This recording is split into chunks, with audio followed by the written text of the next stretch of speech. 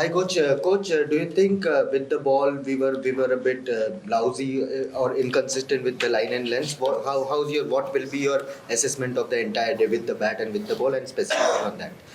No, I don't think we're lousy with the ball. I think we want to make them or challenge them more on the front foot on that wicket, which I thought Australia did very well. I thought they set us up nicely with some of the dismissals. But also I don't think 86 for 1 is a true reflection of how we bowled. I thought there were a lot of play and misses, obviously the edge.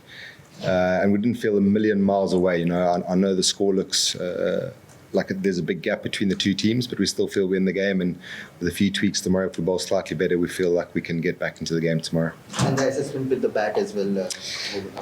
Yeah, I mean, obviously to lose a wicket on the first ball sort of sends jitters to the change room, but we recovered very well, and 69 for 1, we probably feel like we've missed a chance there. We also feel with the pink ball, that's the nature of the pink ball. Things can happen quickly. Things happen in clumps. We lost wickets in clumps, which we wanted to avoid. But also thought Mitchell Starc bowled very well, and there's lessons to be learned from that first innings. So we'll go away and look how we can play better in the second innings. Any more questions? Yeah. Do you think playing less matches with pink ball has something to do with the performance of Indian team today?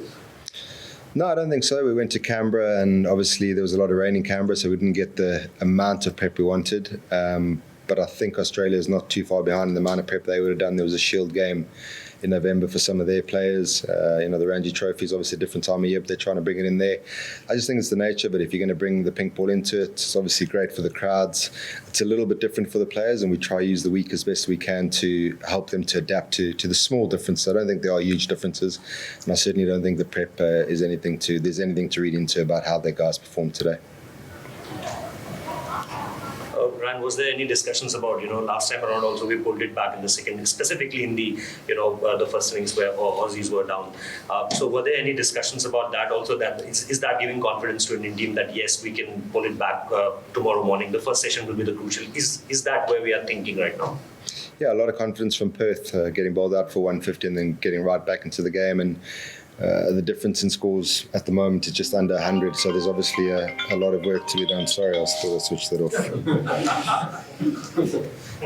Saw me consciously switch it off when I came in. But yeah, this team also doesn't need the coaches to go into the dressing room and say we need to fight. The guys understand that implicitly, and there's obviously a very proud team who wants to come here and do well. And we feel slightly behind the game now, but there certainly won't be any letting up, and certainly won't be any surrendering. Ryan, you've had 30 odd overs under the lights now, so the ball will be getting a bit older tomorrow. Will part of the challenge be controlling that run rate so that if the second new ball becomes a factor, you've still Australia not too far ahead? Yeah, Obviously, we're aware of the second session being sort of the main strike session, but when you only get 180 runs, you don't want to leave it too late. I thought the guys were excellent tonight in controlling the run rate, but we'll try to balance the two things. You make a great point about when to attack and when to sit back. We also don't want to wait till the second session to make our move. So I think we'll go as hard as we can in the morning, but be slightly conscious of what the rest of the day looks like and what we need to do to get back into the game. Ryan, what is it about pink ball or Mitchell Starc that makes him so good with pink ball? I mean, it's clearly a very good bowler anyway, but why do you think he's had such success with the pink ball? I think Ash's dismissal was a very good example of why he's so effective with the pink ball. Someone who presents the seam nicely. He's obviously used that other ball very well in setting up batters, what I spoke about earlier, but I thought Australia set us up nicely. And when the ball swings back to a certain degree, a lesser degree, the batters can generally figure it out. But when you're guessing on both sides, it makes him far more effective. And just the areas he bowled today was superb. And obviously he takes a lot of confidence from the pink ball, having done well in the past. And he's probably the main exponent of swing bowling out of the two teams. So that's why. Ryan, at the start of India's bowling innings, was it almost like the ball was doing too much for India to control it? No, I don't think so. I think if anything, the lengths could have been slightly fuller to encourage more play. I thought Australia left very well as well. It seemed to be a trademark of the way they played, or certainly those two in any case. They left on length very well. We kind of feel the swing and the seam is a little bit inconsistent, which makes it tough for both parties. But there certainly is a little bit of swing and a little bit of seam still there. So we're not flat at the moment. We're pretty confident we can still turn it around. Ryan, this is Nitish Reddy's first tour. In the first test match, he played a little cameo, and again today, despite batting lineup failing, what do you make of his progress as a young international batsman? We are so chuffed with him.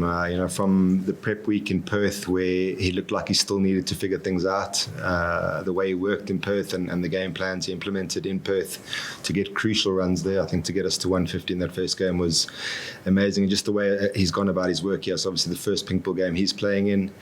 There's still a little bit of work to do. He's very raw, but for a young kid, a 21-year-old, to come out like that and play 3 innings of the quality he has, it's super exciting. Being rewarded by being back to bat 7 in this game. There's obviously a chat around about Washi not playing, but he's done everything a young player could do in a very short space of time, and we think he's got a very high ceiling. Yeah, Frank, you spoke about Washington.